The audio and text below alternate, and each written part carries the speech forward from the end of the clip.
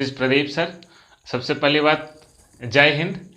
तो इस वीडियो पे हम लोग बात करने वाले हैं आपका थर्मल इंजीनियरिंग का, बोले तो थर्मोडायनेमिक का ऑब्जेक्टिव क्वेश्चन, क्वेश्चन नंबर 21 से लेके 10 जोड़ लीजिए, यानी 30 नंबर तक देखेंगे। तो सबसे पहली बात, आप आर एस खुरमी का ये बुक निकाल लीजिए, ठीक। और जो नहीं निकाले उसका स्क्रीन पे क्वेश्चन दिखेगा।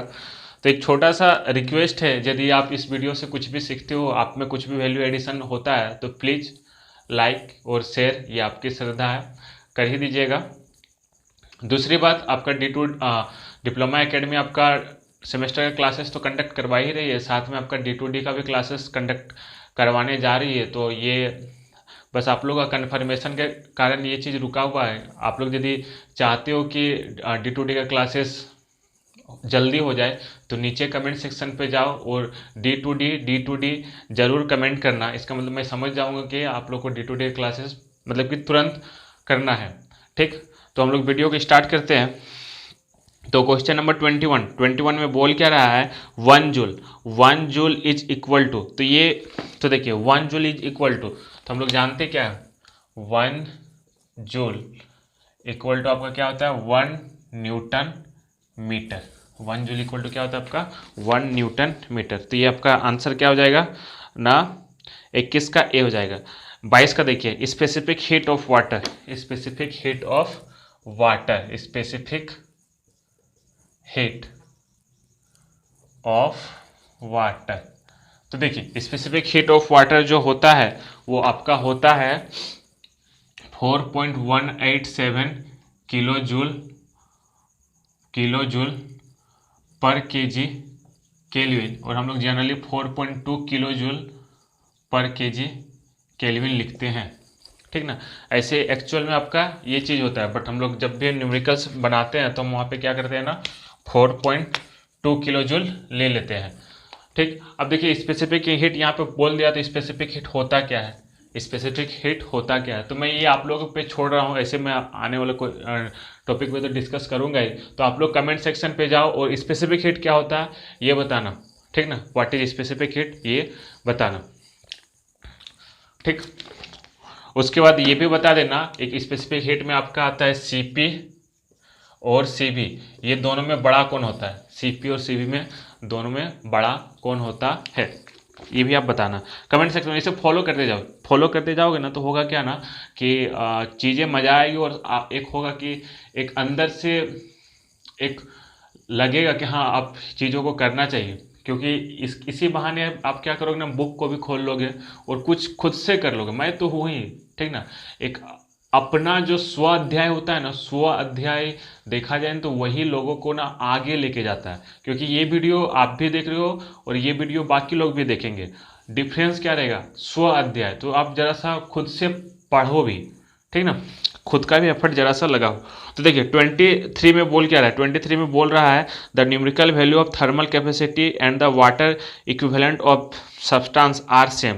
हाँ, तो देखिए numerical value of thermal capacity and water equivalent of substance क्या होता है ना आपका, सेम होता है। तो थर्मल कैपेसिटी होता क्या है, थर्मल कैपेसिटी होता क्या है,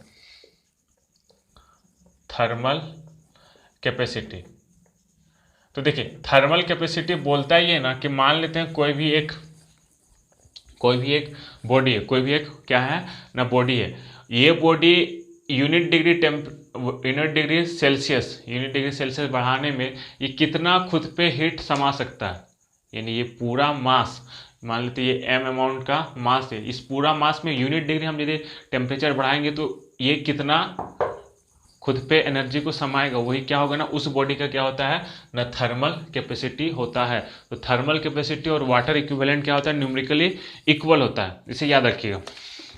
उसके बाद 24 में बोल क्या रहा है, 24 में heat and mechanical energy are mutually convertible, this statement was establish by, तो ये आपका क्या है ना, जूल ने ये चीज़ इस्टाब्लिश किया था, जो आपका हीट और मैकेनिकल एनर्जी है वो क्या है ना, म्यूचुअली कन्वर्टिबल है, ठीक। ये आपका क्या होगा ना, जूल होगा। 25 में देखिए, 25 में क्या बोल रहा है, which of the following statement is correct, which of the following statement is correct. तो देखिए ऑप्शन ए में है आपका heat and work are boundary phenomena. हाँ, हीट और वर्क क्या है ना आपका बाउंड्री फेनोमेना है। क्योंकि क्यों है? क्योंकि हीट और वर्क जो है ना वो ट्रांजिएंट एनर्जी हो। हीट और वर्क क्या है ना, एक आपका क्या है ना ट्रांजिएंट एनर्जी। देखिए जब भी आप थर्मोडायनेमिक्स में पढ़ोगे ना तो एनर्जी दो टाइप का होता है, एक स्टोर्ड एनर्जी होता है और एक क्या होता है ना ट्रांजिएंट एनर्जी होता है। स्टोर्ड एनर्जी और एक क्या होता है ना ट्रांजिएंट का ट्रांजिएंट एनर्जी होता है। तो देखिए ये ट्रांजिएंट एनर्जी क्या है, तो देखिए स्टोर्ड एनर्जी जो है ना वो आपका सिस्टम का बाउंड्री को कभी क्रॉस नहीं करेगा, बट ट्रांजिएंट एनर्जी क्या है ना सिस्टम का बाउंड्री को क्या करेगा ना क्रॉस कर जाएगा। ये ट्रांजिएंट एनर्जी क्या है ना आपका सिस्टम और बाउंड्री के बीच में इंटरेक्ट होता है। और ट्रांजिएंट एनर्जी क्या है ना हीट और वर्क, ये दोनों क्या है ना आपका ट्रांजिएंट एनर्जी है। और हीट और वर्क को ही हम लोग बोलते हैं, ये है क्या है ना ये पाथ फंक्शन है। ये क्या है ना ये पाथ फंक्शन को फॉलो करता है। साथ में ये जो है ये आपका ये प्रॉपर्टी ऑफ सिस्टम नहीं है। हीट और वर्क जो है ना वो आपका सिस्टम का प्रॉपर्टी को नहीं दिखाता है, बट स्टोर्ड एनर्जी क्या है ना ये प्रॉपर्टी ऑफ सिस्टम है। तो इसे याद रखिएगा। तो देखिए आप ए को तो देख लिए, बी पे देखिए बोल क्या रहा है, the heat and work represent energy crossing the boundary of the system. हाँ एकदम सही है। उसके बाद heat and work our path function, एकदम सही है। तो आपका क्या हो जाएगा ना 25 का डी हो जाएगा। ठीक, 26 पे देखिए, 26 पे बोल क्या रहा है, when two bodies are in thermal equilibrium. अब क्या है ना दो बॉडी जब आपका क्या है ना थर्मल इक्विलिब्रियम में है विथ ए थर्ड बॉडी, आपका तीसरा बॉडी के साथ, they are also in thermal equilibrium with each other. तो देखिए इस पे बोल क्या रहा है,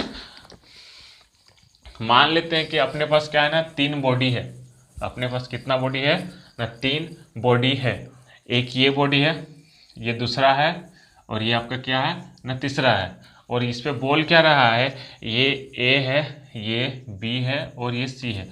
दो जो बॉडी है ये बॉडी और ये बॉडी, ए सी के साथ थर्मल इक्विलिब्रियम में और बी भी आपका क्या है ना सी के साथ थर्मल इक्विलिब्रियम में है। यदि ये दोनों ये इसके साथ थर्मल इक्विलिब्रियम में और ये इसके साथ थर्मल इक्विलिब्रियम में, इसका मतलब ये क्या है ना कि ये भी आपस में क्या हो जाएगा ना थर्मल इक्विलिब्रियम में हो जाएगा। बोलने का मतलब मान लेते हैं कि इसका टेम्परेचर 50 डिग्री सेल्सियस है और इसका भी क्या होगा ना इसका भी 50 डिग्री सेल्सियस हो जाएगा और इसका भी कितना हो जाएगा ना 50 डिग्री सेल्सियस। तो ये इसी को हम लोग क्या बोलते हैं ना जीरोथ लॉ ऑफ थर्मोडायनेमिक्स। इसको हम लोग क्या बोलते हैं ना zeroth law of thermodynamics. First law of thermodynamics क्या बोलता है, फर्स्ट लॉ ऑफ थर्मोडायनेमिक्स आपका बताता है conservation of energy, conservation of energy. Second law of thermodynamics हम लोग अभी आगे आने वाले वीडियो पे देखेंगे। तो देखिए 27 पे देखिए, first law of thermodynamics deals with, ये अभी जस्ट बोल ही दिए। फर्स्ट लॉ ऑफ थर्मोडायनेमिक्स किसको किसे डील करता है ना कंजर्वेशन ऑफ एनर्जी को करता है। ठीक, 28 का देखिए, 28 पे क्या बोल रहा है, according to first law of thermodynamics, according to first law of thermodynamics. देखिए फर्स्ट लॉ ऑफ थर्मोडायनेमिक्स क्या है, सबसे पहले बात तो ये आपका कंजर्वेशन ऑफ एनर्जी को ही बताता है। तो देखिए फर्स्ट लॉ ऑफ थर्मोडायनेमिक्स का आपका दो ये है स्टेटमेंट है, एक है आपका प्रोसेस के लिए है और एक आपका क्या है ना साइकिल के लिए। एक क्या है आपका प्रोसेस के लिए और एक आपका क्या है ना साइकिल के लिए। यदि कोई भी एक थर्मोडायनेमिक प्रोसेस हो रहा है तो क्यू इक्वल टू क्या होता है ना डी ई प्लस डब्लू। ये क्या है ना एक प्रोसेस के लिए, फॉर प्रोसेस, ये आपका क्या है ना प्रोसेस के लिए। और फॉर साइकिल के लिए क्या है ना Q equal to W, for a cyclic process, for a cycle. ये आपका किसके लिए है ना साइकिल के लिए है। ये फर्स्ट लॉ ऑफ थर्मोडायनेमिक्स। तो पढ़ते हैं हाँ, according to first law of thermodynamics A में क्या बोल रहा है, total internal energy of a system during a process remains constant. Total internal energy of a system during a process remains constant, नहीं ये कोई जरूरी नहीं है। ठीक, बी में क्या बोल रहा है, total energy of a system remains constant. Total energy of a system remains constant. अच्छा इसे देखते हैं, सी पे क्या बोल रहा है, work done by a system is equal to heat transfer by a system.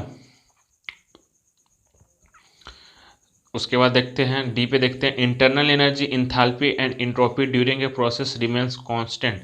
तो देखिए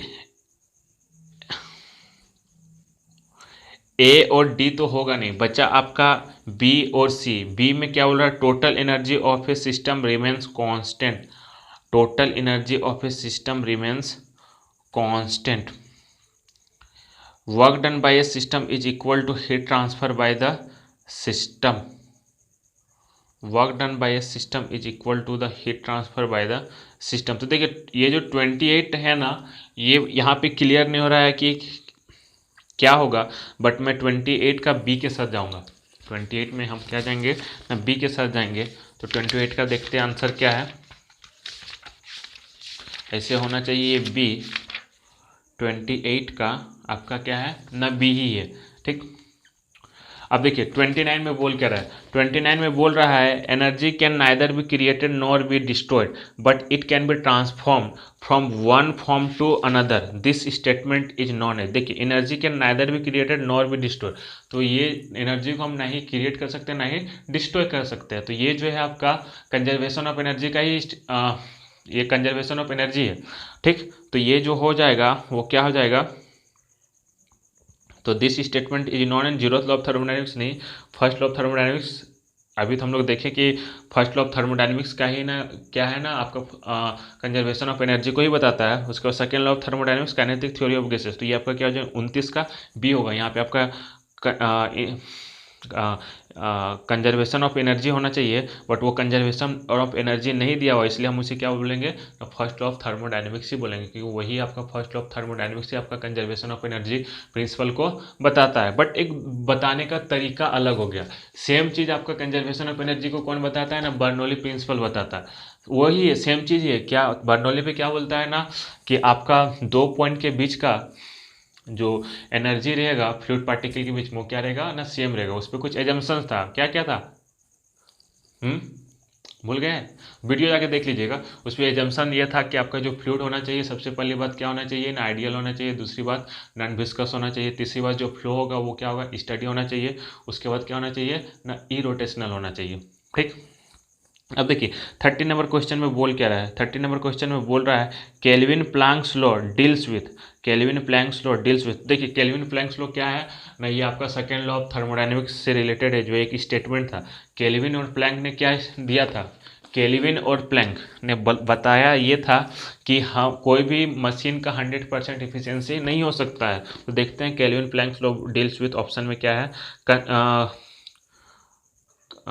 conservation of work, conservation of heat, conversion of heat into work, conversion of work into heat. तो देखिए ये जो हो जाएगा ना, ये सी होगा, 30 का सी। 30 का सी क्यों होगा, ये देखिए केल्विन प्लैंक जो है, केल्विन प्लैंक जो है वो किसके बारे में बताए थे,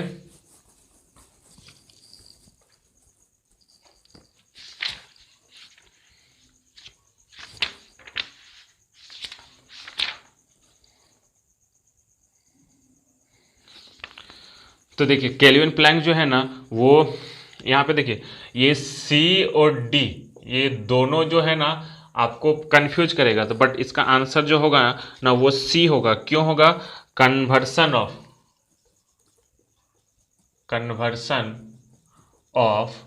हीट इनटू वर्क। अब देखिए इसका जस्ट उल्टा क्या है, conversion of work into heat. ये क्यों नहीं हुआ, आपका सी क्यों हुआ। तो देखिए जब आप केल्विन प्लैंक स्टेटमेंट में जाओगे ना, तो केल्विन प्लैंक स्टेटमेंट बोलता है क्या है कि कोई भी इंजन का 100%